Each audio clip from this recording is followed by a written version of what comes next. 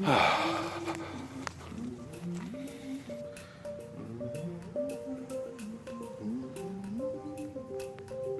at this. This is just totally stunning. What is this? I don't know this. Hello, bee.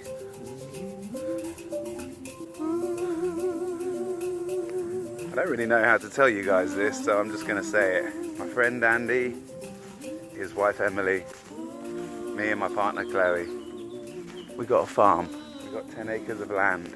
Finally, after 10 years of looking, 5 years since I went to the woods, over a year of having an offer in on this place, and we finally got it. Color in my life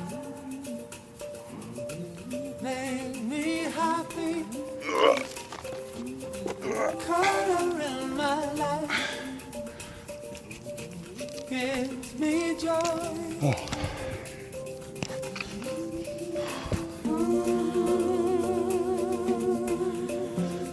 Wow. If you look right in the distance there, you can see Chanctonbury Ring. Down the other side of that hill, you can see Brighton and the ocean. And at the bottom of that hill on this side, you have Whiston House, which is the house of the estate that the Corcovado Woods is in. Oh yeah, that's the spot. Friends keep telling me I've got to watch Clarkson's Farm, and Chloe and I did watch the first episode of it the other night. Very funny. I guess the similarity is that there's a hell of a lot of learning to be done between now and where we want to be. But the dream here for us is really to be able to nurture and love this place in a way that in 30 years our kids, whoever they may be, are like, did you guys really take this from claggy clay horse fields and a few ramshackle stables and make it this teeming hub for life? A home for nature, amazing nutritious food, beautiful important events and moments in life of coming together, space for humans to think about life and get around the fire. If they think that, then we've done the right thing. This is a 30-year project. This is not an overnight success. I'm going to make videos this year because this is the founding journey where we set the wheels in motion. It's where we need the most help in figuring out the best way to set it up. How do we determine what is good?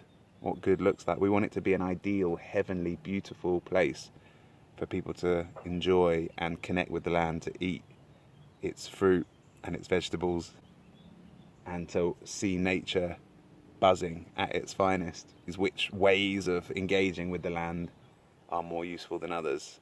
How do we make sure that soil quality, food quality, carbon capture so we don't boil ourselves, and biodiversity or habitat for nature, how do we make sure all those things go up?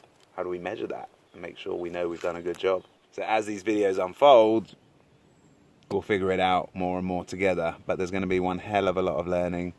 We've bought a couple of tools and we've started trying to make a toilet, a composting toilet, because we don't want to waste that waste. We want to use that waste and turn it into helpful stuff that helps go back into the land. But we also want to make sure that everybody feels comfortable when they come here. It feels like this new chapter is about trying to take all that has grown and been created over the last few years and establish it, make it good, make it safe and comfortable for people to come into, families, for kids to enjoy. As Emily said, be whimsical. I hope that people want to have, because they have a connection here, some of their most important moments of life together here. A guy called Graham came the other day to help me think about water and pointed out there was ducks flying overhead, and that if we had water here, they would land, they would be here.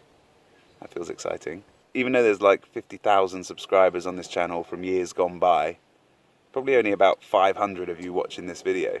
So, my name's Dave. I am now a wild farmer.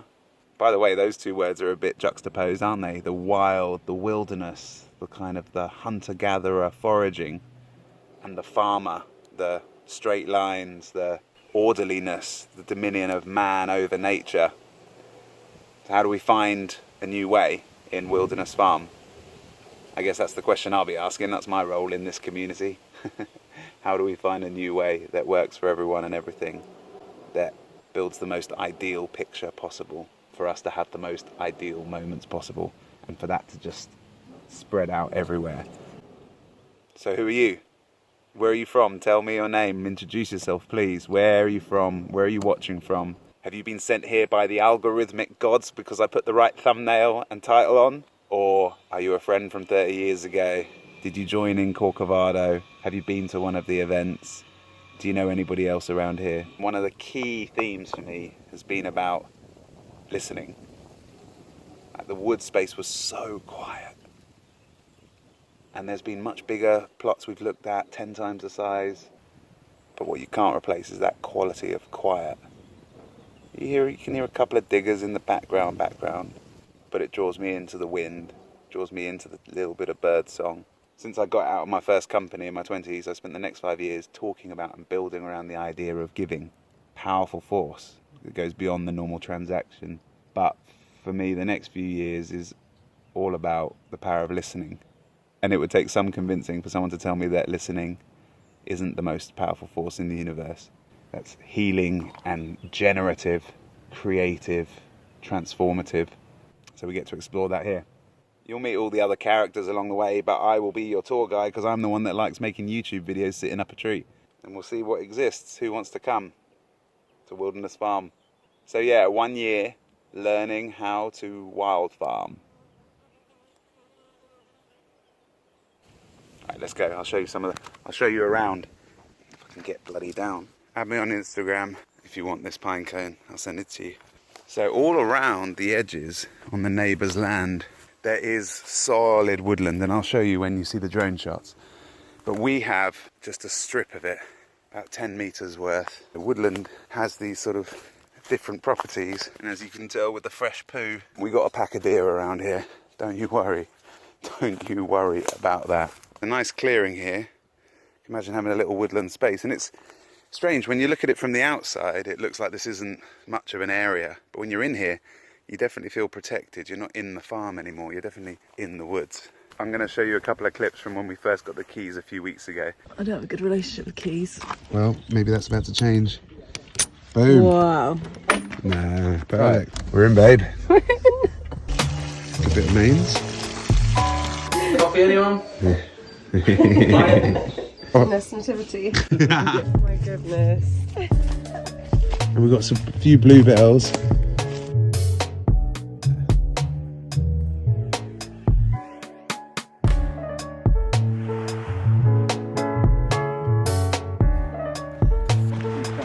You can make a nice road to off one of these branches. So it's going to be a nice little swing seat.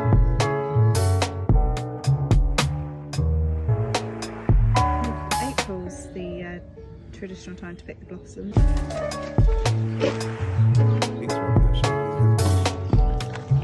Yeah, let's see. I'll leave it there. Might be alright. I mean, there is a lifetime's worth of work to do, which is lucky because that's what I've got. But this is the jewel in the crown, or at least the way it seems at the moment. And I cannot wait to find our ways to get up here and to enjoy it. Everybody looks at this beauty and thinks of things they want to do with it, to it, on it, up it. What can you see? What can you imagine? I don't know the age actually, but I'm assuming that this pine tree of some kind is generations and generations and generations, but I'd love to get an age on her. Also, check out the little oak tree that's sort of just growing up in the shade of the big tree. You typically think of oak trees being like the big granddaddies, but this granddaddy is, look at this. 1, 2, 4. It literally takes 4 full arm spans, so probably like 8 meters circumference. Well, we'll have to test it out with friends when they come, but that's a big ass tree. And that's where this pine cone's from. Flowers in my life, make me happy. Flowers in my life, Look how absolutely diddly. give me joy.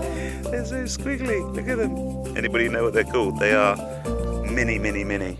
Although there's a lot of beautiful growth around the edges, the heart of these fields. Oh, you see, I nearly went in a hole right there because they are completely chopped up. due to the horses that have been here. Our friend Jack Hodgson, or Jack's Patch on Instagram, came the other day to have a look, and hopefully he's going to be involved in the unfolding of what we do here. He's a permaculture, no-till farmer with a market garden on 1/4 of an acre, and he said land still needs a chiropractor. Sometimes you've got to break it to get it into alignment, to then let it just be. I'll show you what he's talking about now. Check this out as our starting point.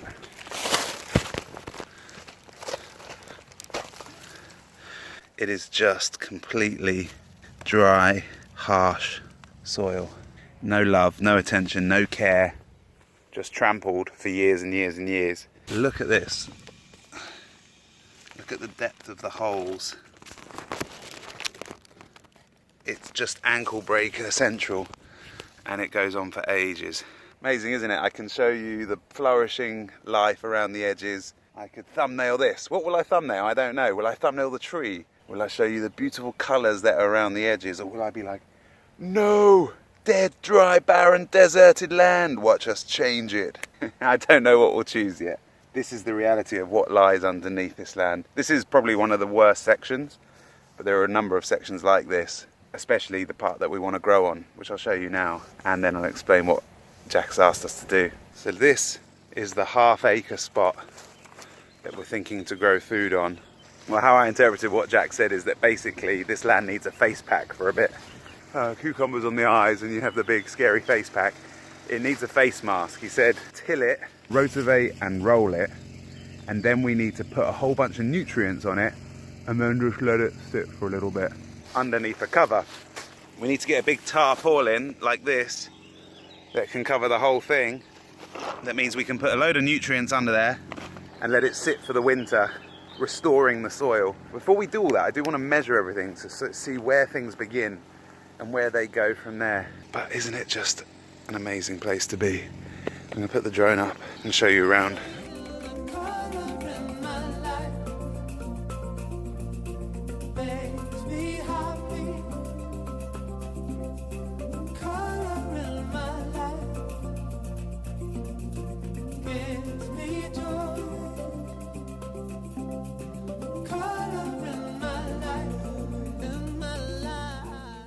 So here we are with the horse stables.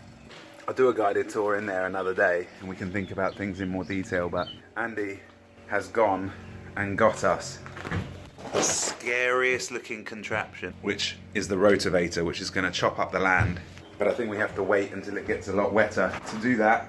And here is a roller, which we fill with water to roll it afterwards. We've got Ryan and Woody making the floor level so we can have a nice bathroom area. I won't distract. And then in here, we're going for some nice standards. If there's nowhere to go to the toilet, people can't stick around. If we can't rest, we can't do the work. Off-grid but feeling on-grid rather than ramshackle survival hut that I was doing in the woods. Had our first cycling visitors the other day, Andy Smith from Regenerate and Zippy. Thanks for coming down, that was nice to see you. I got this the other day, learning from Jordan at Giro. It's going to be a nice restoration project. Hopefully we can hook that on the back of a vehicle. Maybe people that can't walk up to the other end of the land, we can give them a lift so that everyone can enjoy it. Still like concrete, bits of crap that need moving. Can't run the rotavator on there until we get the rocks out. I mean, this is all overgrown. Oh, there's a lot of work to do. There's loads more little nooks and crannies I can't wait to show you, but it's just to give you a feel today. This, however, is Spider Valley. It's like a rubber crumb horse arena, and it's just full, although I can't see any now, of spiders. It's good because it's flat, so we could probably do things like marquees, or maybe if we do polytunnels, need to figure that out. But for now, it's got Astro underneath it. It's just a flat area to play on and use. Maybe we'll figure out some ideas. But this beauty was found in the bush by Stuart, Andy's dad. My dad took some measurements, and Stuart has refurbed this bad boy back to life.